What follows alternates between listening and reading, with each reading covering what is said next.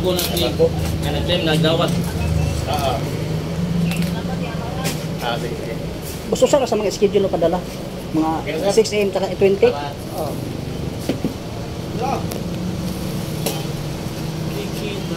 Gusto mo na schedule boss mga padala? Pwede padala? Wala sa. Naman ito. Kasi may butang na to sa receipt. Receipt. Resibo. Ano lang. Asa, nakatong tiglaran ha?